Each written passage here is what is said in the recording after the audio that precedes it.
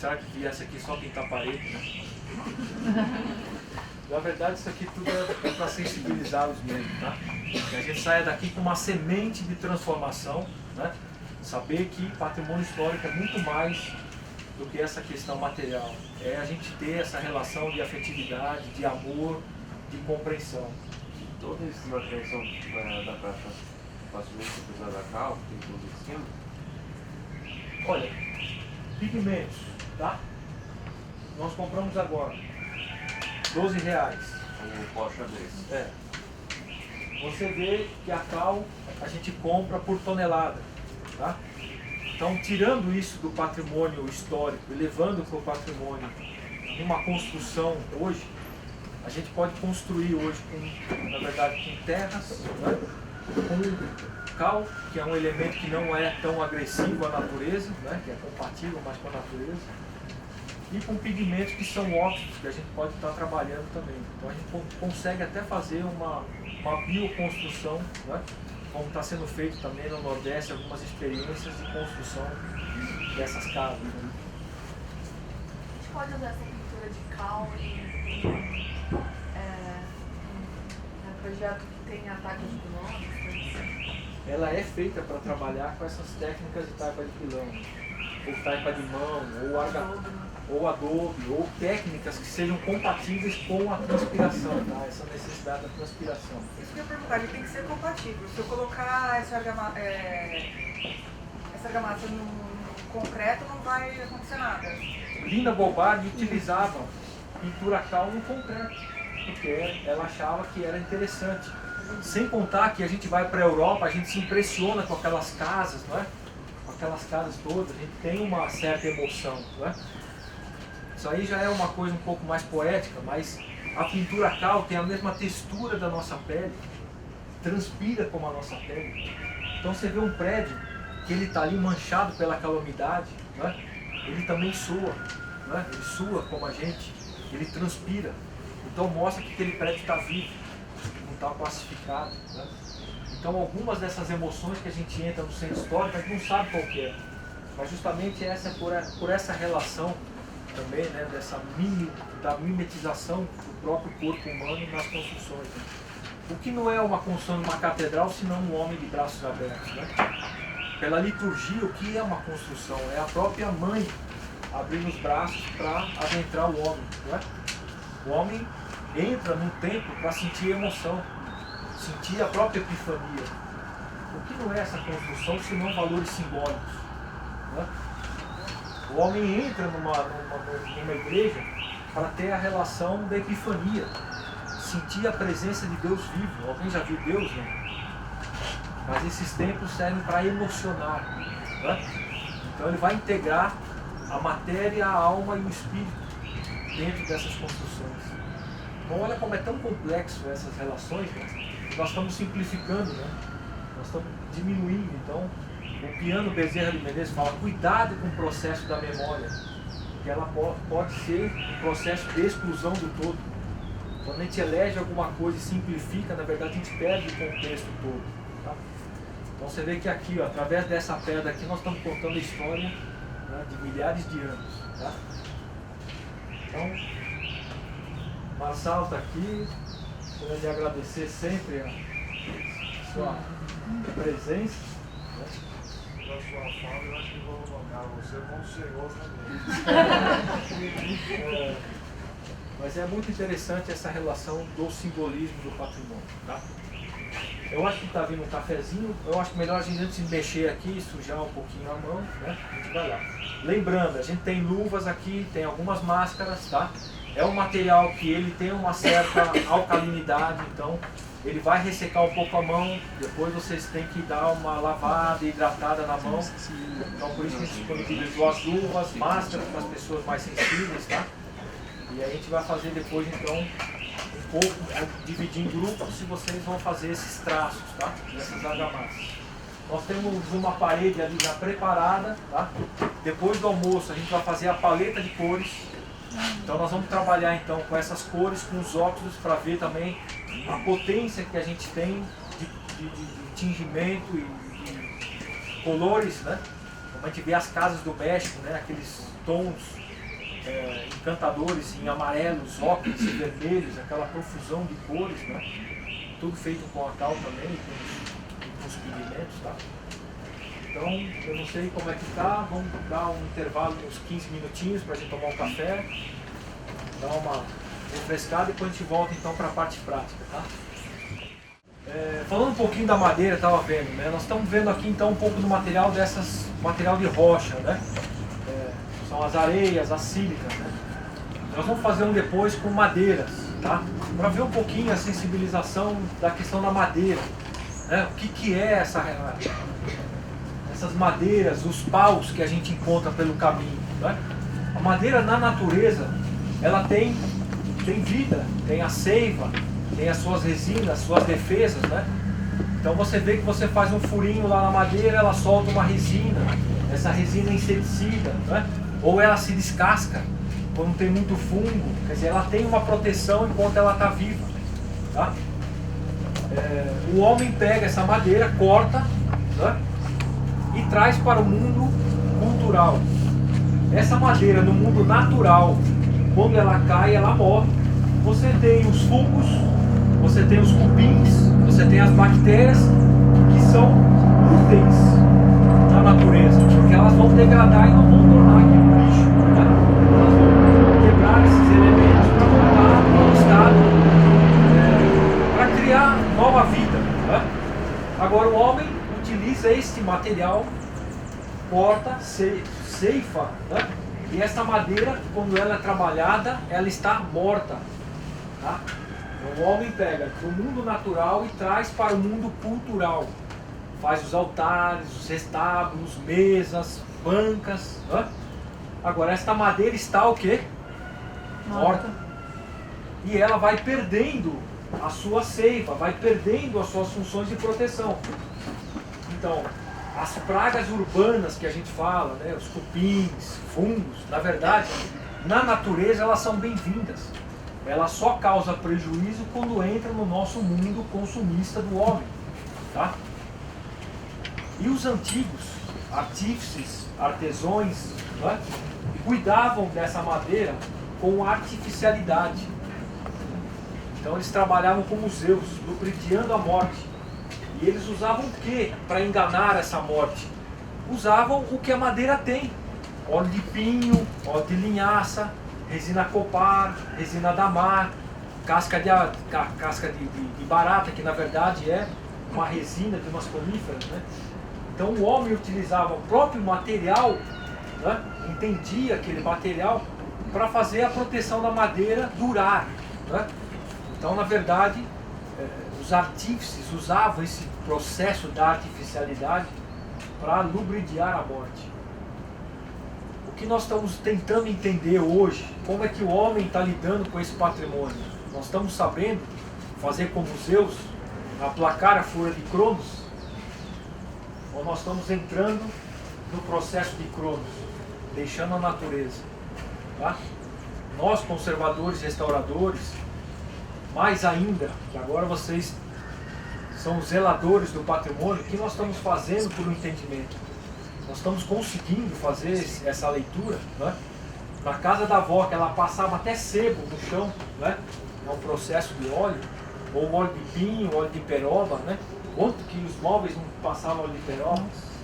Como é que está sendo feito hoje essa conservação, né? Cadê essas tradições, né? Os grandes monastérios que trabalhavam com os seus hábitos também não eram jogados fora. Você lidava com esse processo da conservação das madeiras e tudo. Nós vamos discutir um pouquinho o que nós estamos fazendo com esse nosso patrimônio. A gente não está mais lidando com esse processo da imortalidade. Platão falava que tudo aquilo que o homem usa para o seu utensílio do dia a dia, ele morre com a pessoa, mas aquilo que alimenta a alma, que é o belo, deve ser feito com materiais duradouros para alimentar a alma, que vai muito mais além da matéria, né? Então aí vai um pouquinho também, né, dessa questão filosófica aí do patrimônio, tá? Bom, a proposta agora é assim, vamos dividir em grupos. A gente tem um pouco do material aqui, tem areia na verdade é a sílica, tá? Que ela vai ser ligada com a pasta de cal. Então nós vamos trabalhar com o ligante pasta de cal. E a gente também tem um pouco de pó de tijolo. A gente tem mais material lá, tá? A gente só colocou um pouquinho aqui. Então é a proposta que vocês montem por mesa 2 grupos. Um vai trabalhar com uma argamassa só de cal e o outro trabalhar com o pó de tijolo. E depois a proposta é que a gente leve esse material ali para o muro e cada um de vocês vai ter uma colher e aí vocês experimentem um pouquinho o trabalho de aplicar na parede, né? E a gente vai ver depois então um pouco dessa plasticidade dessas argamassas, tá? O traço, tá? Como é que vai fazer essa ligação? Um traço que a gente chama um traço de argamassa ou saneamento, que é uma argamassa com modo de deformação baixo. O que quer dizer isso? Se você fizer uma taipa que está exposta, ou um tijolo que caiu o revestimento e o tijolo está exposto, tá? Você pode trabalhar com essa argamassa porque ela é plástica. Depois que ela está na parede, você consegue remover sem estragar o substrato. Então isso a Unesco usa como argamassa de sacrifício ou uma argamassa de saneamento. Você pode trabalhar, você pode aplicar isso no patrimônio. Isso não vai causar danos nem à taipa e nem ao substrato, porque ela é removível. Só que você vai evitar que vai entrar água, você vai evitar outros danos, tá? É o traço de 3 para 1, 3 de areia para 1 de pasta de cal. Se tiver muito forte, essa pasta a gente chama de uma argamassa gorda. Tá gorda por quê? Porque ela está muito forte com o ligante. Então pode ser que ele comece a dar umas trincadas. Essa trinca é da perda da água. A gente pode colocar mais areia para diminuir o módulo de deformação. Quer dizer, essa argamassa vai ficar ainda mais plástica. Tá? A gente tem trabalhado e algumas pesquisas que a gente fez, tem alguns traços que vão até 16, 20 de areia para um traço de pasta de cal. Tá? E às vezes nem cal tem, só tem o saibro. No caso dos revestimentos que vão sobre as taipas. Tá? A ideia do revestimento é proteção da base. Tá? Ele está ali só para proteger. Ele não precisa estar aderido. Então vocês vão ver que esses revestimentos, quando você bate, ele tem até um som choco, um som que ele não está aderido, mas ele está lá protegendo. Então muito dessas argamassas não tem uma boa aderência, mas ela tem uma boa resistência. Tá? Então lembrar sempre, revestimento é proteção, é casca, é pele, não precisa estar aderida. Tá? Então às vezes você tem um revestimento lá, ele está com som choco, está com som solto, mas ele ainda faz a função de proteção. Tá? Então não é porque ele está solto que ele tem que ser removido. Ele ainda está fazendo a sua função. Tá? Então, Plasticidade, vai e volta conforme o tempo, amizade? ele tem esse caráter, ele tem esse caráter até mesmo que ele soltou, ele consegue ser flexível e acompanhar as deformações. Coisa que às vezes uma argamassa mais forte com cimento não. Ela cai, ela desprende. Então você vê que em casas que são feitas de taipa, ou que você coloca um revestimento cimentício, em 6 meses ele está caindo fora. Tá? É como se a casa falasse, ó, isso aqui não me pertence. Tá? E aí vai soltar. Então vamos fazer essa proposta, usem a luva, quem for sensível, eu peço que usem a luva para não ter problema. A máscara também, nós temos a máscara, tá? Pode ir. 6 por mesa. Aí 3. Quero dividir 3 e aí vocês vão fazer, e se precisar a gente vai fazer ali, tá? Então nós vamos trabalhar em volume, tá? A gente tem alguns copos Becker aí, e a gente vai trabalhar então com essa proposta. 3 de areia para 1 de cal. Vamos fazer aqui uma... Deixa eu só fazer uma aqui na frente para vocês darem uma olhada aqui, tá? Aqui não tem muito...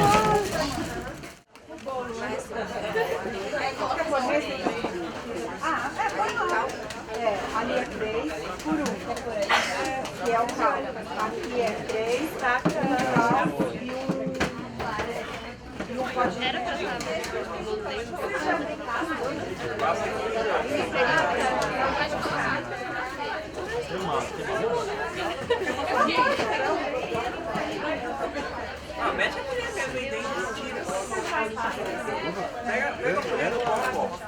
Quem quer? Mas ele fritou um pouquinho.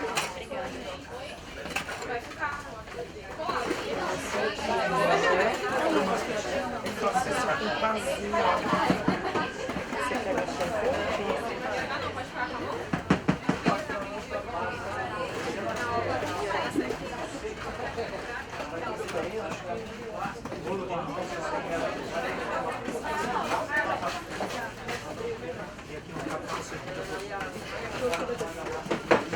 Legal, eu queria pra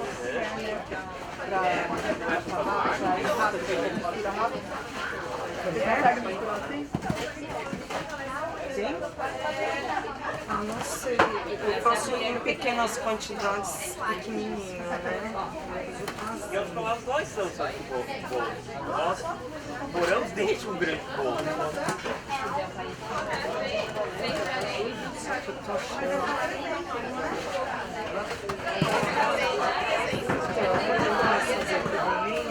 Aí ele acaba virando pasta. Aí você vai temperando ele conforme a necessidade. Porque às vezes tem material que tem mais água. Outros não. Como aqui tem deve absorver bastante líquido, não sei esse preço. Porque ficou na verdade 4 sólidos para uma, né? Então eu vou lá perguntar.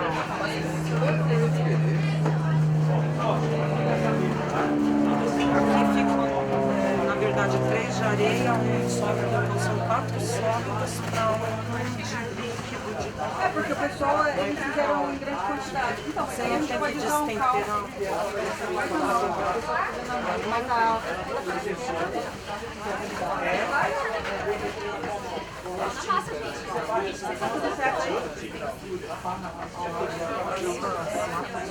O tijolo ele tem mais líquido, né?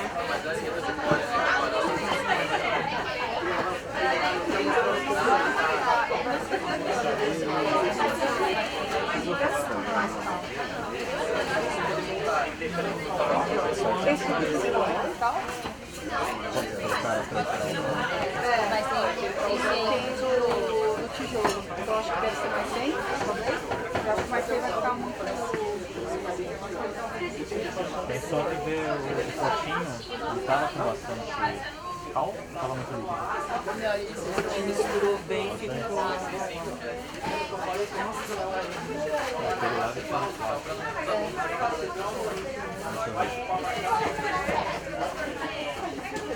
Parada aqui no peito, às vezes evapora o lixo, né? Eu acho que tá muito seco. Bota mais um pouquinho, coloca mais.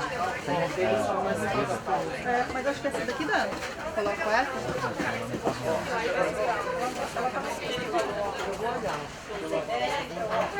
Onde que está a pasta?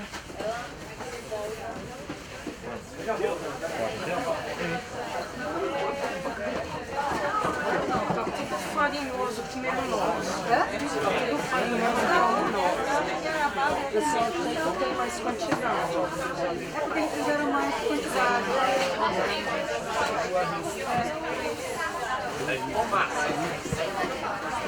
A luva tá... Se alguém vai ficar com as unhas,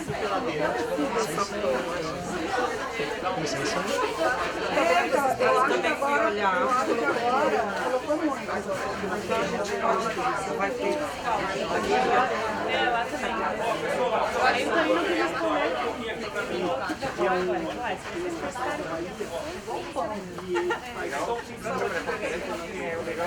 Eu estou fazendo experimentos com pigmento, mas assim, é artístico, né? É, aquarela e tal. Aí você faz uma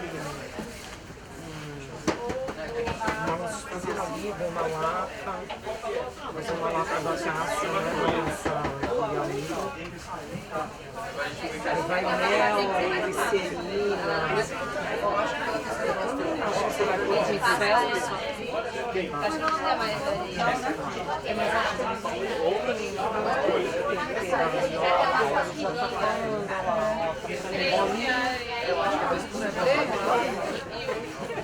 Ó, o nosso tá perfeito. Ó, dá pra fazer bolinha. Ele vai calcinando e vai evaporando também. Não só vai evaporando, como vai absorvendo a cortijona, vai derretendo o líquido.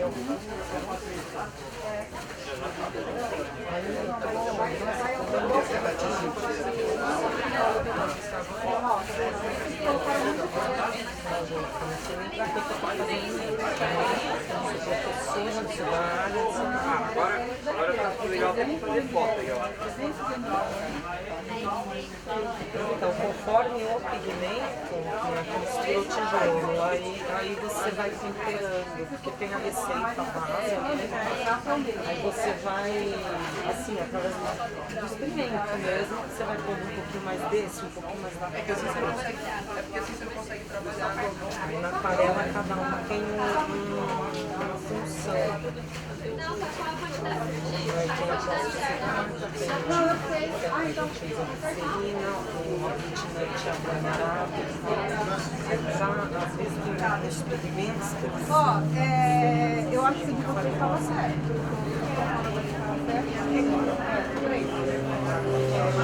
Só que também Eu acho que deu agora, mas na mão. Aí você tem que pegar com água mexendo.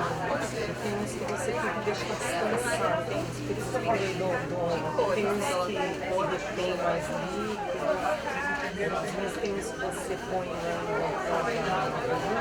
pode mexer, você precisa dar volume, então você põe ele sabe mais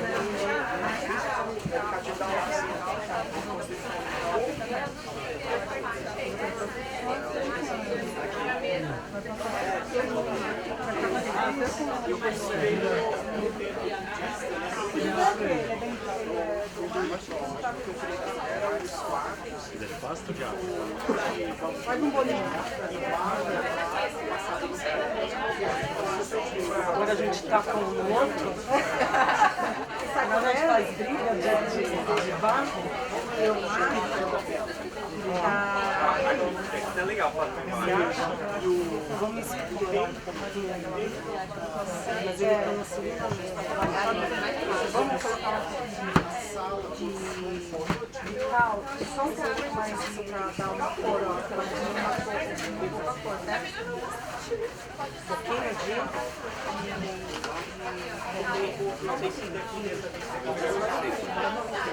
Ó, dá uma olhadinha aqui, ó. Bom, eu vou passar nas letras aqui, tá? A plasticidade, vocês estão vendo a diferença daquela aérea que não tem um pó tijolo para o pó tijolo. Aquela que não tem pó tijolo não necessita da água no processo. Então você tem ela mais plástica. Aquele que colocou o pó tijolo está consumindo a água para fazer a reação hidráulica. Vocês estão percebendo essa diferença na textura? Então aquela que tem o pó tijolo vai ter que colocar um pouquinho mais de pasta, um pouquinho mais de água. Tá? Essa aqui ela já está, ó. Ela não está tão farofada, no começo ela está. O ideal é que você jogue essa bolinha para cima e que ela não esfarele na mão e também não derreta, tá? Olha lá, você viu? Vocês fizeram?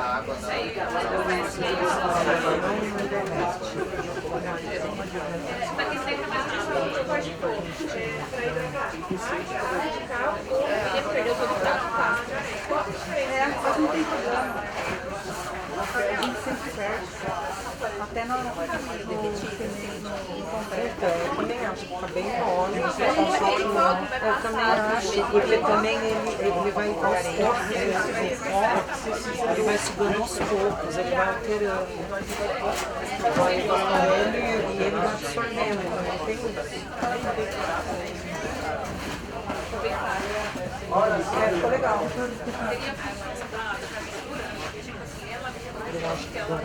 Agora tá dando. Olha, só um pouquinho, você viu a diferença? Vamos, gente, põe a mão aí, ó.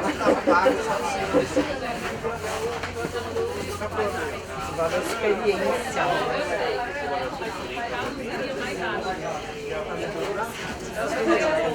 Ela toca assim. Eu prefiro fazer guerra, gente. Vamos tacar um no outro. Fazer guerra Fazer isso, né? No interior, né?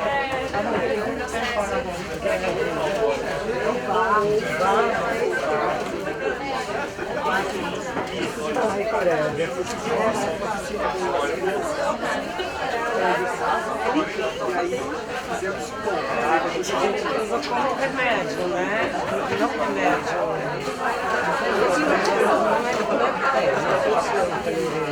Mas assim, se você tá no meio do mato, assim, teve um corte, alguma coisa, você estanca o sangue.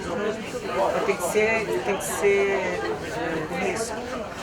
Você tá lá no meio do pasto, não deixa pinchado. Porque ela seca por fora e por dentro ela fica... Então ele estanca até você poder limpar e fazer. Acho que a gente tem que fazer a bola, tem? Fazer a bola? Sei, bola de zero, ó.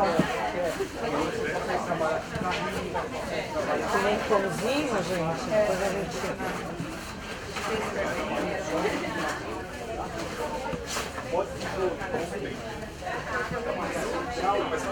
Faz uma bolinha e faz teste de jogar pra cima. Ah, qual que é o teste? Se ela segura a bola. Acontece, se ela manter a forma, quer dizer que tá na consistência, ela desmanchar e que ela tá... Primeiro, eu vou te explicar. É assim, ó, a gente faz a bola e joga pra cima. Então, se ela manter a mesma forma, é que a consistência tá boa. Senão a gente vai ter que... Você jogou pra cima? Ah, é, não tá. Ixi. Divide a bolinha. Faz isso com a você. Divide a bolinha. Pega só um pedaço. A luva tá com um pouco de calça, Agora tem uma quantidade provavelmente agora um pouco de calça. Não, não tá. Tá bom. Deu? Tá bom. Joga pra cima. Joga pra cima. Ó, tá mole. Ó, tá bom? Eu acho que tá um pouquinho. Tá um pouquinho mole, tá desfazendo? Gente, areia. Tem que apertar bastante? Porque ele está bem Então, aquele traço que a gente fez estava legal muito.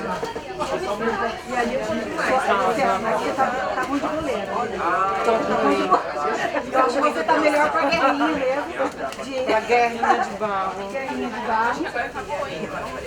Areia. Ela já tá também fazendo pão aí, ó. Farinha de terra. Fazendo quibe. A gente não passaria nem na variedade. Que é isso?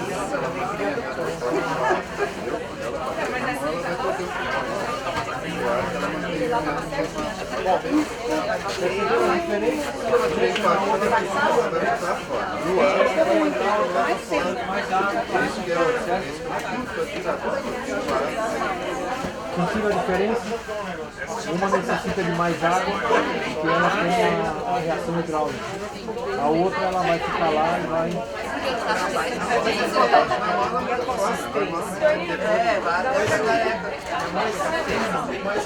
Tá bom? E essa? Agora, tá boa pra quê? É isso que eu vou falar um pouco agora. Mas ele falou que tá boa também, então aquela ali tá muito mais boa que essa. Então, agora eu vou falar. Eu vou pedir agora um pouco de atenção.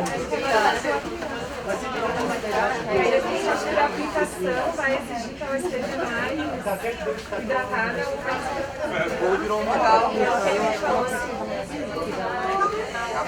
Ah, não, mas pra pintar não vai areia. Pra pintar é só o pigmento com... Esse aqui é a argamassa.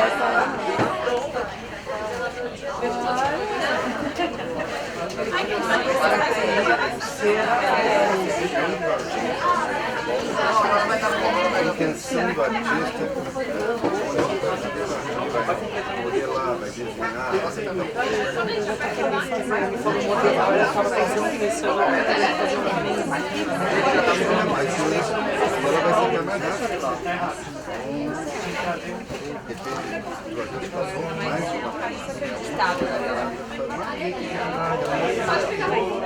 assim ela é fácil de trabalhar. Um pouquinho mais difícil, ela fica mais Nossa, ficou assustador. Faz o cabelo dele. Um chapéu. Eu pensei em falar assim, assassino. Boneco assassino. Ah, a gente chapéu aí, boneco assassino. Bom, pessoal, vamos botar aqui um pouquinho, tá? Ó, E aí usa o quê? o interessante, que aí tem as várias mesas, tem as várias dúvidas, né? Essa textura. Então vocês viram que ela pode ser mais fluida, pode ser mais resistente, tá? Qual é a melhor? Vai ser para quê? Todas elas são boas. Ela vai ter mais fluidez ou mais resistência, dependendo para quem você vai usar, tá? Precisou fazer um embrechamento para você consolidar pedras que perderam essa coesão. Você pode fazer ela mais fluida, com mais água de cal. E aí você vai verter, ela vai entrar como quase que um líquido para preencher os espaços, tá? Você vai querer fazer um elemento para correr com um carrinho ou um elemento, você trabalha com ela um pouco mais resistente, você vai conseguir dar um volume maior, tá? Então, a aplicação depois é que vai dar a textura que você vai aplicar. Basicamente, o que nós temos aí é essa pasta. Vocês viram que ela é super plástica, dá para trabalhar. Aquela que é aérea, não precisa da água. Você tem muito menos água no processo. Aquela que tem o pó de tijolo, que tem a reação hidráulica, a hidraulicidade consome a água no processo, então você tem que recompor um pouco mais a água, tá? Então, na verdade, é para você sentir essa textura, ver a plasticidade que tem, e agora vai usar o uso que vai demandar então a fluidez, tá? Nós temos uma quantidade que talvez não seja pouca. Se vocês quiserem juntar então em grupos, colocar mais ou fazer um pouquinho mais, nós vamos aplicar na parede, tá? Vocês vão ver que se ela tiver no tijolo, o tijolo ele vai absorver a água do sistema.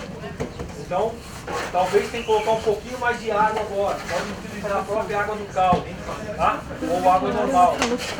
Para amolecer, para poder ter mais plasticidade, tá? Então nós vamos eleger um pedaço ali, ó, para vocês colocarem na parede.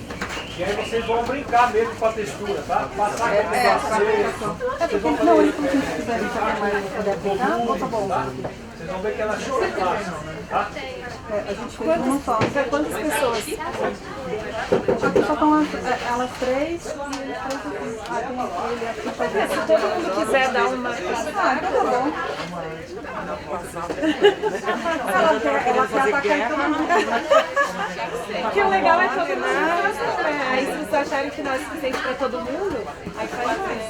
Aí vai de você. Eu acho que,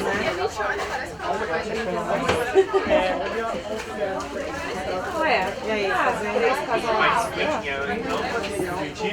Ó, para não perder o controle da água na massa, eu vou ter um balde com água lá e com uma brocha. Molhem a parede, para não precisar perder o controle da massa, tá? Então vocês molhem a parede, para a parede ficar... Fazer só isso?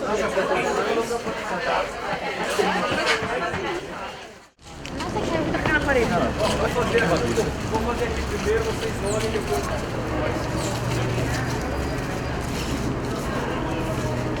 As despenadeiras não fossem tantas, tá? Mas aí a gente vai dividir as que tem lá, que é para facilitar. Ah, despenadeira.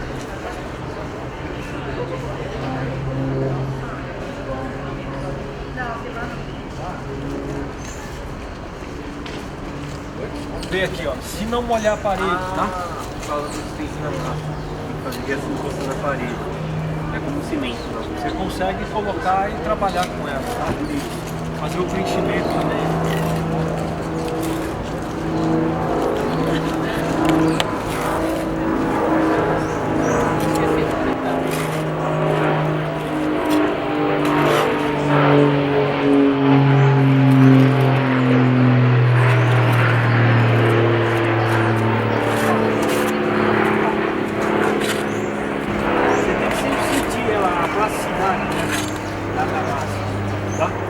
Olha como ela está super plástica e bacana para trabalhar, tá?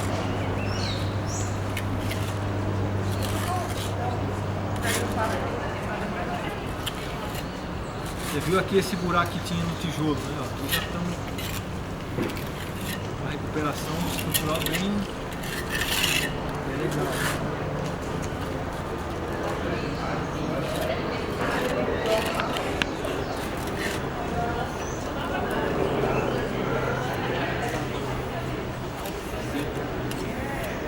Sinta a roupa de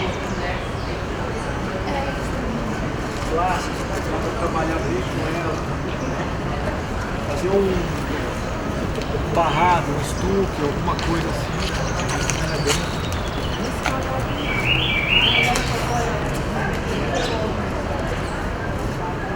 Se ela perder tamanho é porque a argamassa consumiu muito rápido a água, então a gente tem a perda por retração de água. Isso é uma coisa que numa argamassa cimentícia ela não tem a recuperação. Se ela é uma argamassa de cal, você aplicar uma outra argamassa ou você desenterrar ela recupera. Tá? Então essa argamassa ela tem um poder de recuperação muito grande. Tá? Se eu precisar fazer um grafiato também? Grafiato. Isso eu posso fazer com massa? Aí à tarde, se vocês quiserem depois guardar um pouco essa massa, a gente pode colorizar essa argamassa. E aí nós vamos trabalhar com texturas. A gente pode trabalhar com essa argamassa colorizada ou a gente pode trabalhar por camadas. Então você aplica uma camada de uma cor, aplica outra camada de outra cor e quando ela tiver com uma resistência você faz os cortes e incisão. Assim você vai ter as duas cores, que é o grafiado. Tá? Então você vai buscando essas texturas e é um outro tipo também de argamassa para trabalhar. Se quiser colocar mica também aqui, que é uma para dar uma certo brilho nessa argamassa. Se quiser colocar dolomita para parecer que é uma pedra artificial. Então aqui você pode agregar e trabalhar. Na verdade a gente está trabalhando com uma argamassa que tem várias variações que pode usar. Tá?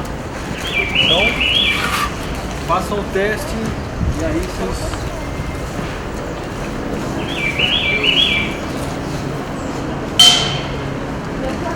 É bom fazer uma parede, limpar a parede antes, não trabalhar em cima da sujeira. E aí sim, então, sujeira na água. A água ela pode consumir muito ou pode também dar uma armação. Veja nós, tá louco? Vai escorrer e vai conseguir trabalhar. Ó, também não sei como você tava duvidando da vida da gente. Todos os cálculos que ele fez, ó, tá tudo aqui. Tá bom.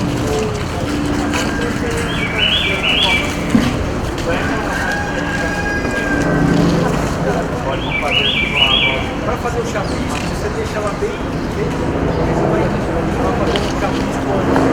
Aqui é mais para você sentir a cidade dessa mão. Sim, sim. Você deixa ela bem e vai aplicando. Cuidado só com as flores. Ó, tem um balde aqui com água para dar uma molhada. Vai dar bem certo.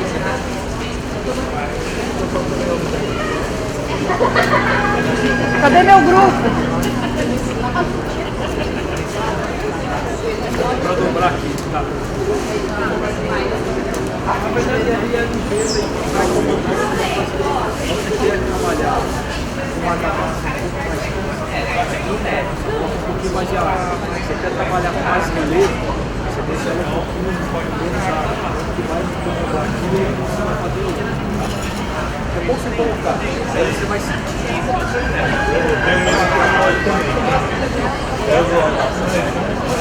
Você vai criar um pouco de e essa argamassa ela vai entrar até pro. Olha que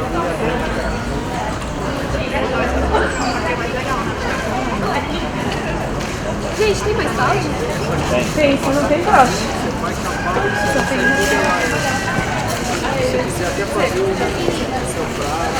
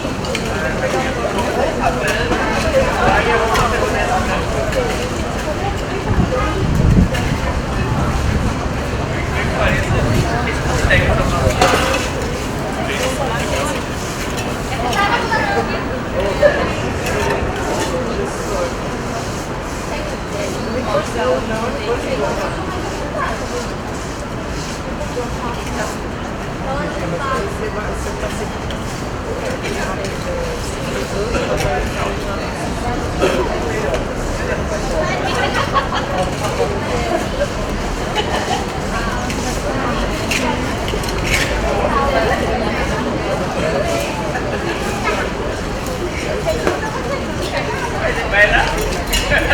Vocês fazem mesmo. Você pega aquela camada de mata. Ah, tá aí.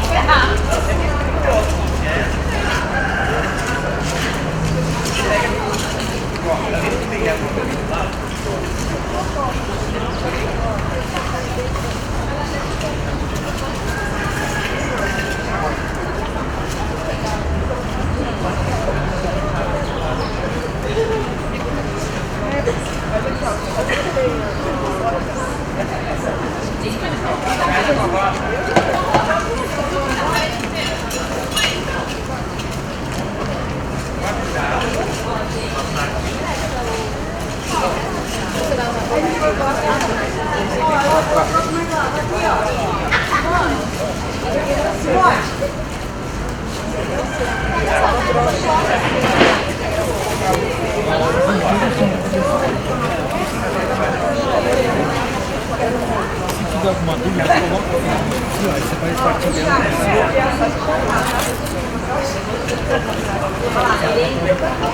Pô, se você tirar aqui, ó, você vai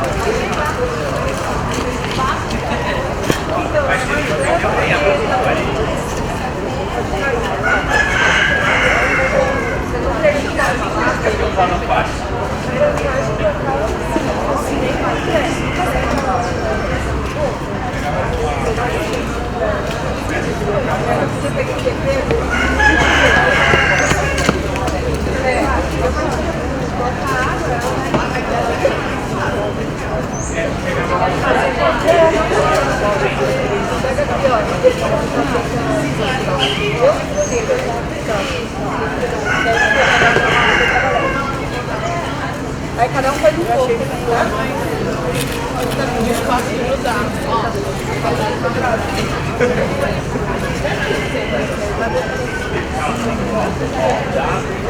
Ó, você pode ver as coisas, modelar, né?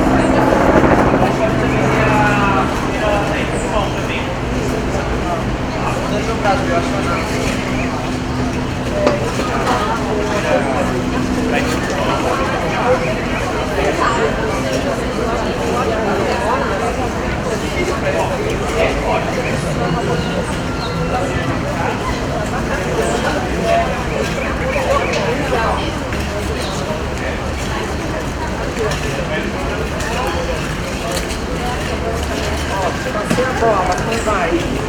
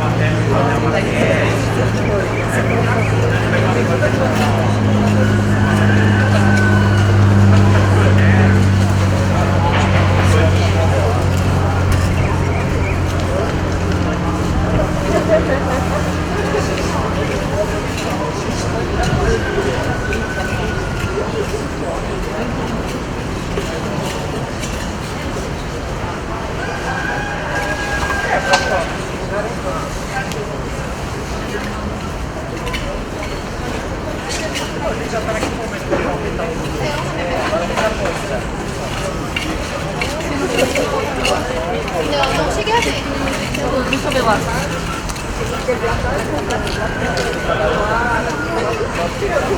ficar pra sempre. Que é uma área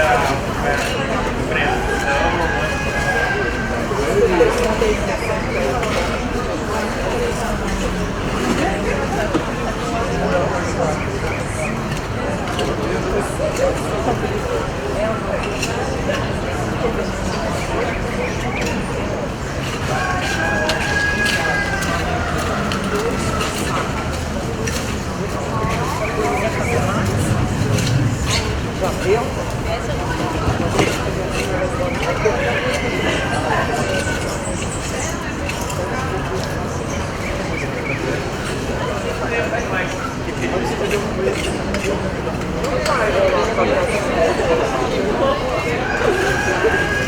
Talvez na próxima.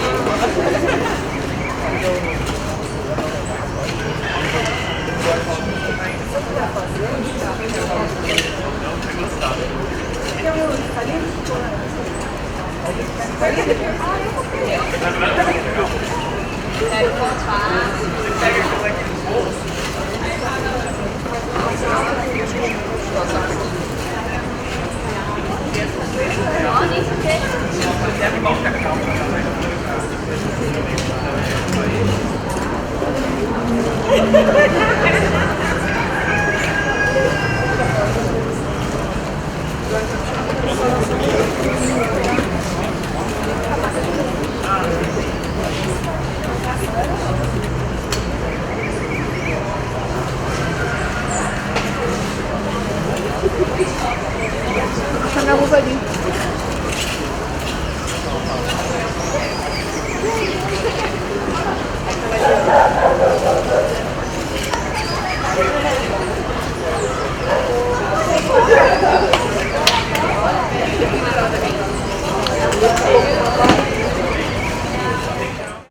Bom, voltando um pouquinho a falar então nessa questão da zeladoria, né, da parte do restauro, a gente estava conversando um pouquinho aqui. Né? Aqui não interessa formar restauradores, tá? Aqui o que a gente está formando é a sensibilização da zeladoria do patrimônio. Isso porque a gente viu aqui nessa sala, aqui de dentro do Mosteiro da Luz, depois de 20 anos fazendo restauro, né? Me apresentei no IFAM e a gente começou a trabalhar com essas restaurações dos patrimônios. A gente viu que alguma coisa estava acontecendo, que a gente restaurava, depois de 5 ou 10 anos a gente voltava no mesmo edifício e estava numa condição às vezes pior do que a gente pegou. Então acendeu uma luz vermelha. O que nós estamos fazendo? A restauração não está dando conta da preservação. E a gente começou a questionar então alguns pontos, né? Primeiro, como é que a gente faz para restaurar? Se fecha, né? Uma redoma. Vamos estudar alguns materiais para colocar, processo de estruturalidade, blá blá blá, aquela coisa toda. Mas no fundo, o que é o restauro? Administração de perdas. É quando aquele prédio perdeu a informação, perdeu alguma parte e você vai ter que ter um critério de intervenção. E esse critério tem que ser muito bem compreendido para não gerar um falso histórico, ou não gerar uma coisa lá na frente que você vai levar a essas relações que você interviu. Tá? Depois, um certo tempo, fazendo mais alguns trabalhos, né, com o professor Delgado Rodrigues em Portugal e tal, ele até numa das pós-graduações em material petro, ele falou isso na sala de aula que tocou muito, né, porque eu sou um conservador restaurador, e ele falou que o restaurador trabalha sempre na linha da asneira. Né? Então a linha é muito tênue do que ele vai fazer entre estragar o patrimônio ou recompor uma informação.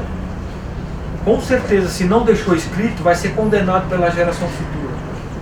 Se deixou escrito, pode ser perdoado. Mas de qualquer coisa, é sempre uma intervenção na recomposição do bem. E aí, fazendo as análises, né, do que estava acontecendo no IFAM, do que a gente estava atuando, a gente viu que só atuava num momento muito longínquo, quando a peça já tinha perdido, já tinha caído, o prédio já tinha entrado num processo de degradação muito grande. Aqui no museu, a gente tinha um projeto quer dizer, quando eu entrei, fui convidado para entrar, tinha um projeto de alguns milhões para se aplicar aqui no museu, como restauro do museu.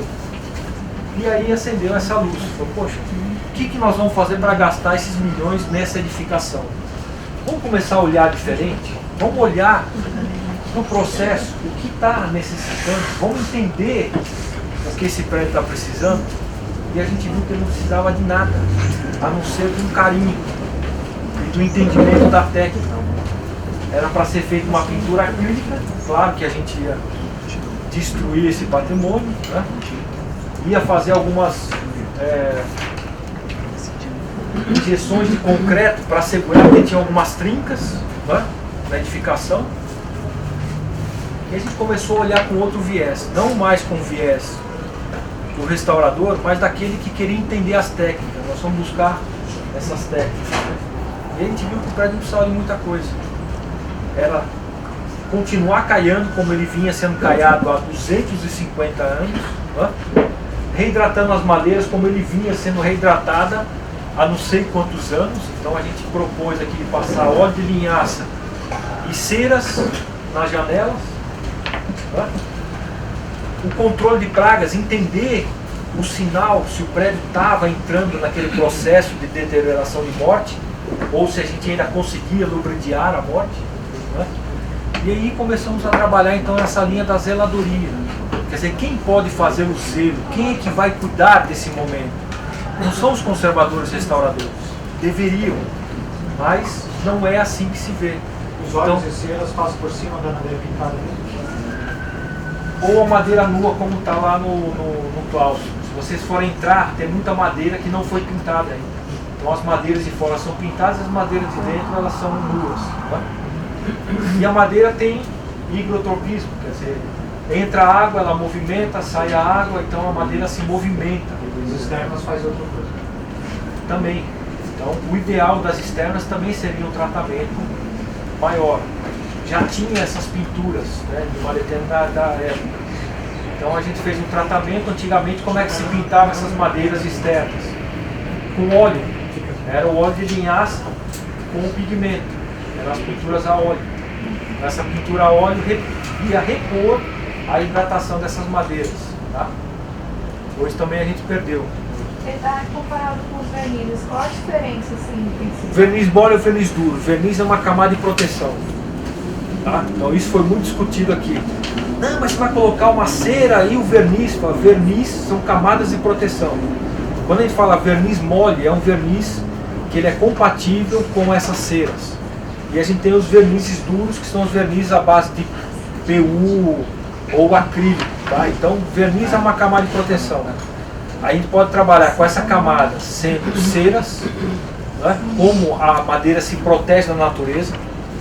Na aula que vai ter de madeira é lindo. Semana passada eu fui no Butantã, saindo assim um âmbar, né? O âmbar na verdade é a proteção da madeira, coisa mais linda, né? Você pega esse âmbar, você faz algumas diluições e você usa na madeira para proteção. Então aqui a gente tem uma mistura de abelha, cera de abelha, o breu, que é do pinheiro, e a canaúba, que é a cera um pouco mais dura. Então você faz uma mistura dessas ceras e aplica na madeira, e a madeira vai se proteger, né? Até o cupim que chegar lá, ela vai lá, ele vai sentir que essa madeira ainda está viva, porque ela ainda tem os elementos constituintes, tá? É um processo super legal. E aí aqui então a gente começou a trabalhar com esse respeito às técnicas e tal, até para não precisar restaurar. Tem tanta coisa precisando de restauro, né? Agora tem muita coisa que pode ser conservada. E o que estava sendo feito com essas cidades? A gente gastava uma fortuna restaurando um prédio, sendo que 10 na cidade estavam perdendo. Então, hoje a gente está mudando um pouco essa política. Olha, vamos sensibilizar, vamos cuidar dos 10 e tratar aquele com excepcionalidade. Então hoje o restauro para nós é excepcionalidade. A Carta de Veneza considera isso, né? O restauro é em último caso, não é isso?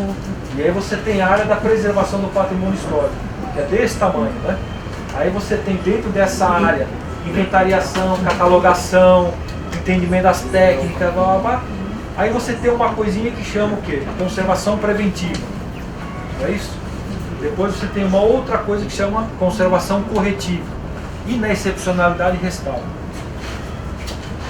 E a gente via que isso não estava acontecendo na prática, por isso que a gente está retomando. Então a zeladoria vai ocupar um espaço ainda antes dessa. Tá ali entre a conservação preventiva, até um pouco da corretiva, mas ela ampliou um pouco esse espaço de atuação. Tá? Aqui a gente começou a treinar as equipes locais, tá? Então tem o pessoal até hoje, aí o Marcelinho, o Amauri, o pessoal aí. Eles fazem argamassa com essa argamassa, então caiu um pedacinho, eles vão lá, recompõem essa argamassa, eles fazem hidratação, tem esse controle das pragas, então não existe falar uma desculpinização, você faz o controle. Por quê? Porque a natureza está em tudo. Você imagina uma casa onde você tem barro e tem madeira. A qualquer momento você está suscetível a entradas desses insetos. Né? Só que a gente faz o controle. Ao invés de ficar jogando veneno a toda hora, você faz o controle, faz o bloqueio, quer dizer, você vai neutralizando a aplicação também desses venenos na casa. Faz a hidratação das madeiras, a um ponto de chegar. O pessoal do museu falou assim, olha, essa agora, o pessoal aqui está muito beleza, não precisamos mais de você. Cara, é tudo que eles queriam escutar. Porque esse momento é um momento que a gente trabalha no empoderamento. Né? Então, o tripé da zeladoria é o conhecimento. É isso que nós estamos passando para vocês. Né? Conhecimento da técnica, tal. A relação de pertencimento. Quando a gente fala nessas relações de vida, né? Quando eu falei naquele senhor, quando eu falei na relação da casa, alguns de vocês já se ligaram com a casa da avó, já sentiram uma relação de pertencimento com essa coisa do cuidado. Né? E depois a gente vai fazer esses treinamentos que é para vocês terem a certeza que vocês podem ajudar. Né? Poxa, olhar como é que uma telha está, uma limpeza de dreno, até mesmo uma caiação, né, para proteção. Então a gente trabalha com esse tripé. Chega um ponto da gente se afastar e as equipes locais é que ficam trabalhando com essa zeladoria. No Forte 5 Pontas de Olinda a gente fez um treinamento, é claro, não tão curto assim, mas aonde a equipe de manutenção deles, hoje quem faz todo esse controle, essa verificação das partes que necessitam ser caiadas ou não é a equipe local. Então hoje eles são autossustentáveis no processo de conservação. Isso aconteceu também lá em Sertãozinho, no engenho do Schmidt. Então os nossos meninos que foram treinados lá, né, eles foram absorvidos pelo grupo e hoje quem cuida lá do processo também são eles. Então a ideia é plantar essa semente e essa semente ser autossustentável.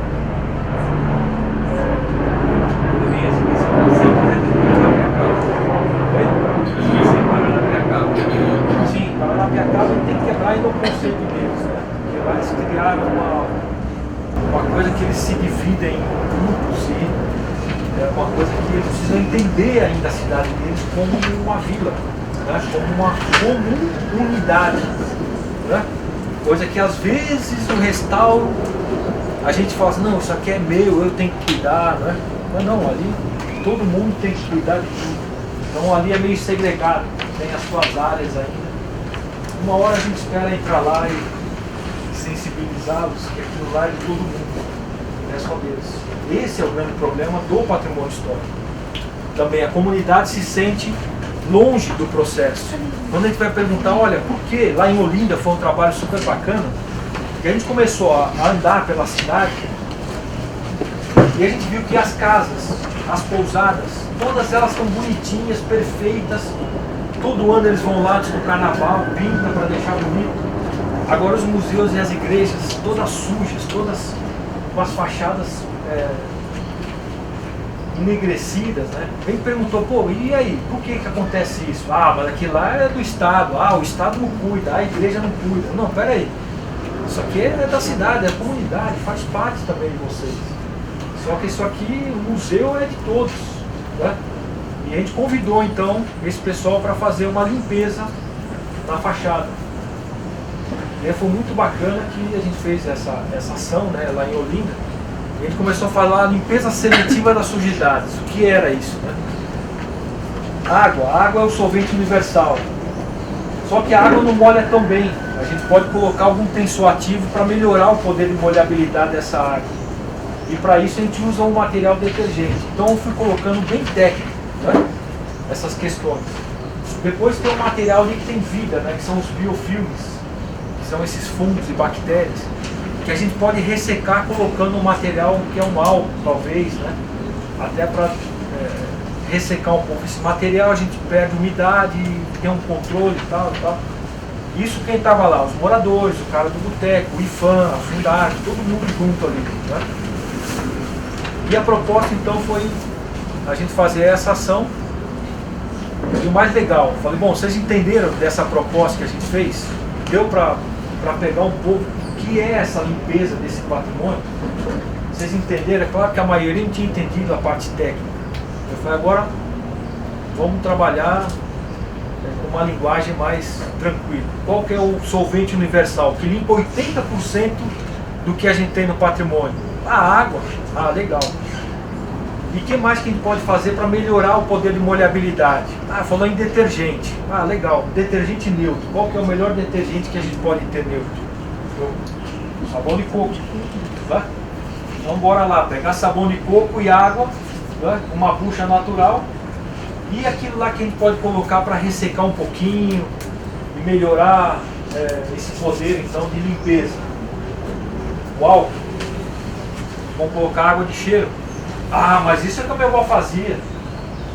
Você vê como eles já tinham essa técnica? Todo mundo saiu com um balde, sabão de coco e um pouquinho de água de cheiro, começando a lavar a fachada do livro. Foi muito legal. E hoje eles têm um programa lá, né, Pinte Seu Patrimônio, onde eles entram fazendo a limpeza e a reversão dessas pinturas a cara. Então você vê como a gente consegue sensibilizar e a comunidade atuar, não na linha do restauro, mas sim na preservação. Tá? Quando tem obra civil, o bicho pega, né? Você vai ver como é. Obra civil já está na área do restauro, certo? Então assim, quebrou uma telha, ninguém percebe que essa telha quebrou, começa a entrar água, apodrecer a madeira, apodrecer o revestimento, cai. Quanto tempo demora isso para acontecer uma patologia na edificação? Né? Você vai ver que os grandes problemas do restauro aconteceram com as simples coisas. Aqui mesmo no mosteiro, o forro, quantas vezes foi restaurado? Quem participa aqui sabe, né? Foi restaurada a parte pictórica do forro, sendo que o que estragava era a cobertura. Ninguém tinha coragem de subir na cobertura e trocar duas telhas. Gastavam fortunas arrumando as imagens policromadas, mas ninguém subia no telhado para trocar a telha. Você acha que isso é diferente do patrimônio? Mosteiro de São Bento de Olinda. Tem lá um processo que gastaram também milhões naqueles forros, naquele altar. E aí tem uma umidade descendente muito grave lá. São 2 ou 3 telhas quebradas. Então eles estão fazendo um projeto para intervir com alguns milhões para fazer o restauro e não perceberam que é trocar 2 telhas você consegue paralisar isso. Então, parece que é brincadeira o que eu estou falando, mas é assim que está acontecendo, pessoal. Tá? As grandes patologias e os danos estão ocorrendo por coisas simples. Então a zeladoria é ações simples para preservar grandes preciosidades do patrimônio. Tá? É inverter a ação. É cuidar daquilo que você tem. Tá? Tá? Bom, então, o recado foi dado aqui, né, dessa sensibilização. Vamos começar então agora com esse processo da pintura, tá, e dos pigmentos a cal. Tá? Cal ligante, ele serve para ligar, certo? Então ele vai consolidar, vai endurecer e vai segurar essas moléculas. Pode ser da areia ou pode ser de um pigmento. Esse pigmento ele pode ter um caráter orgânico ou pode ter um caráter inorgânico. Antigamente usava-se praticamente de tudo. O homem testava com material de sangue, material de carvão, extratos vegetais. e as terras. Tá? E alguns deles foram eleitos como melhores, tá? Quer dizer, a resistência deles era melhor. Aqueles materiais orgânicos seriam mais resistentes. Né? O material que se degradava muito é o material como sangue ou até mesmo seivas de ervas. Né? Então tons esverdeados, tons azulados, como o índica crua, né, que vinha de uma planta, ele perdia, né? Ele se degradava muito rápido. Né? Então nós vamos trabalhar aqui com pigmentos inorgânicos, tá? São terras e elementos metálicos, né? Ou óxidos metálicos. Né? No caso aqui a gente tem o pó xadrez, que é uma das marcas que ainda trabalha com esses óxidos, né? Desde a antiguidade, onde eles selecionavam essas terras. Tá? Ontem até a gente estava fazendo um curso de metalurgia e vê que o metal não existe, o metal como forma metálica é um processo cultural. O homem pega o óxido de ferro como minério, coloca uma certa energia, né, e vai transformar isso no ferro. Né? Mas o ferro ele é instável, a tendência dele é voltar no sistema da natureza. Então o óxido de ferro, ferrugem, é um dos materiais mais resistentes contra essa degradação. Tá?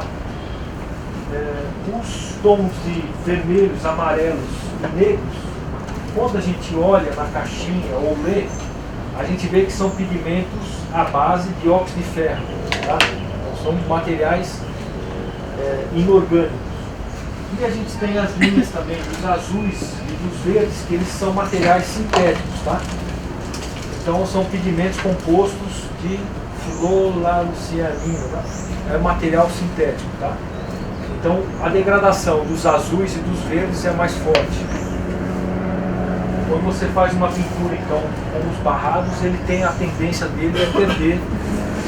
Como vocês podem ver aqui, ó, isso aqui a gente fez, foi num curso lá atrás, de alguns anos. Você vê que os tons de vermelho e amarelo eles fixam mais e os tons de verde e azul eles vão perdendo bastante. Tá? Então nós vamos propor fazer uma paleta. Vamos trabalhar com os óxidos puros, tá? Vermelho e amarelo. Tá? Nós vamos trabalhar com vermelho, amarelo, marrom, o óxido. Nós vamos trabalhar com o preto, o azul e o verde. Tá? A ideia é a gente fazer, vocês viram no folheto, né? Aquela paleta, né? Fazendo uma sequência de uma cor mais intensa e atenuando essa cor. Nós vamos trabalhar por mesas, tá? Pigmentando essa cal. Alguns vão falar, poxa, mas ele não consegue fazer um vermelho, porque misturando com o leite de cal ele se transforma em rosa. Então a gente não consegue fazer um vermelho sangue, um vermelho mais puro. Mas vocês lembram que tem um componente aqui que é altamente consolidante e que ele não tem o aspecto branco. Qual que é? A água do cal. Então nós vamos partir com a água do cal e o pigmento para fazer os pigmentos mais fortes e depois nós vamos fazer a diluição desse pigmento distribuindo para o leite da cal. Tá?